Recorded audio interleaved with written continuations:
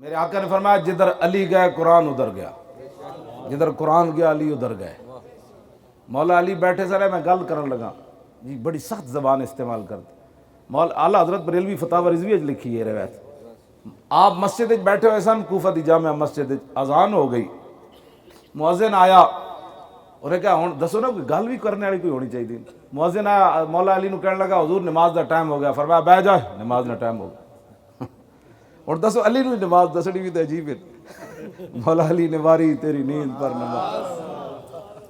کوئی بندے نو اپنا بھی تو خیال ہونا چاہیے۔ اور مؤذن آ کے مولا علی نو کہے حضور نماز دا ٹائم ہو گیا، تو مولا علی تو رسول اللہ نے نمازاں پڑھیاں کیوں جی؟ ہوں ذرا گل سننا جی، مولا علی انہوں جواب، مؤذن ہے مولا علی دی مسجد دا، ہاں جی تابعی تے ہے نا، گل کی ہے۔ وہ جو دوبارہ آیا نا، انہوں نے کہا حضور ٹائم ہو گیا، تو مولا علی لفظ کی فرمائے جیڑے میرے بارے کہتے ہیں بڑی سخت باتیں کرتا ہے وہ ذرا سنیں، اس کا ہاضمہ درست ہو۔ لو جی مولا علی کی فرمایا لکھاں سلام، ماہی رفظ و تفضیل و نسب و خروج، حامی دین و سنت پہ لاکھوں سلام، مرتضی شیر حق اشجع الاشجعین، ساقی شیر و شربت پہ لاکھوں سلام، شیر شمشیر زن شاہ خیبر شکن، پرتوے دست قدرت پہ لاکھوں سلام۔ ذرا دل تے ہاتھ رکھ، دل تے ذرا ہاتھ رکھ، سچ سچ داسے کہ میں کی بیان کرن لگا، دل تے ہاتھ رکھ ذرا، تھوڑی گل نہیں کر رہا چلے او تسی تو حضور دے غلام ہو جڑے 4 بجے والے پھر بھی تواڈے چہرے دی چمک اونجے برقرار ہے۔ اے ہی تو انہوں نے پریشان کر گئی بھئی لوگ 10 بجے تو بعد جمائیاں لین پر بیٹھ جاندے سن تے مولوی خادم سویرے 5 بجے بھی آوے تو لوگ کیویں لبیک دے نعرے لاندے۔ میں کہندا سی سانو نہ چھیڑو، اسی بڑی کھل کے گل کر دینی۔ مولا علی پتہ جدو دوسری باری آیا تو فرمایا ھذا الکلب یعلمنا السنہ، فرمایا یہ کتا ہمیں سنت سکھانا چاہتا ہے۔ دسو جی میں کہ مولوی خادم کتا کہنا لوگ، مولانا یہ مزید وضاحت اسی نہیں کرنی، نہیں تو گل بڑی دور تک چلی جانی۔ عمیر بن واب تلوار لے کے جدو مدینہ منورہ آئے نا تے حضرت عمر دور کھڑے سن تے صحابہ کچھ مسجد نبی شریف دے سامنے کھڑے سن تے بدر دی فتح دی گلاں کر رہے سن، حضور اندر جلوہ گر تے عمیر بن واب جدو اترے بعد چ بھی کلمہ پڑھ لیا، جدو اترے نا تے حضرت عمر دوروں صحابہ نو فرمایا دونکم الکلبہ، فرمایا اس کتے نو نپو۔ ترجمان نبی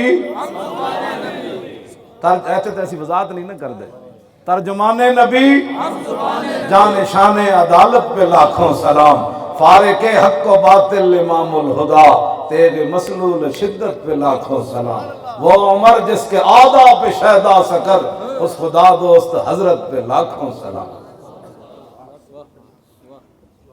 بعد جدو عمیر بن واب نے کلمہ پڑھ لیا نا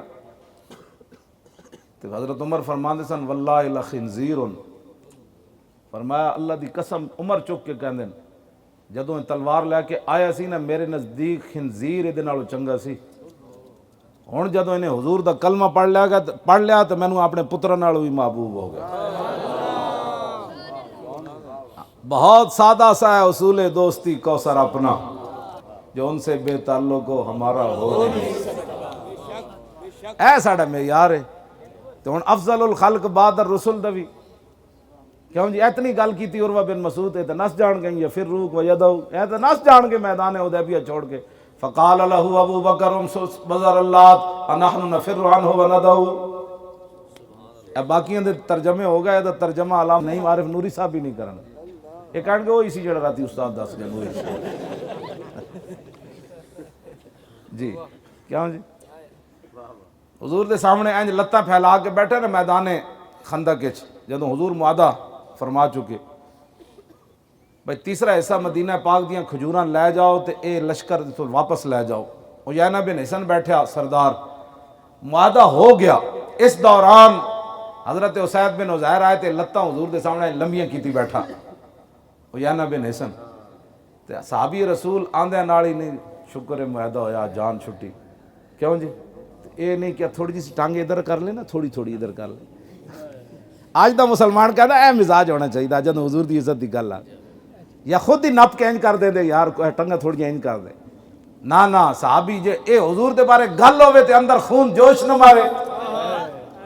हजरत सैयद बिन उज़ैर आंदे की फरमान लगे, या नल हिजरिस अतमुद्दु रिजलक बैन यदै रसूलिल्लाह, फरमाओ बंदर दी अखां वाले बंदरा,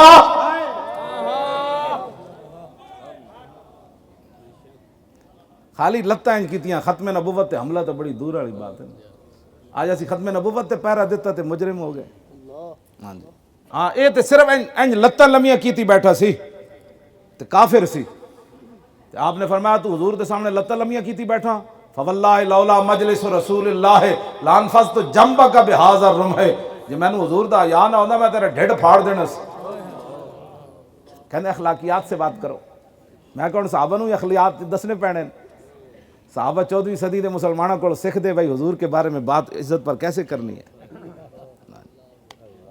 तो दूसरा तो तर्जमा हो ही नहीं सकता, लानफज़ तो खुशियत है, ऐसा तर्जमा तो कोई भी नहीं करेगा। कोई भी क़यामत तक तुहानू तर्जमा ऐसा करके नहीं दसेगा। साहबी एडी डाडी गल की जले तो पता ही मेरे आका दे सामने की थी।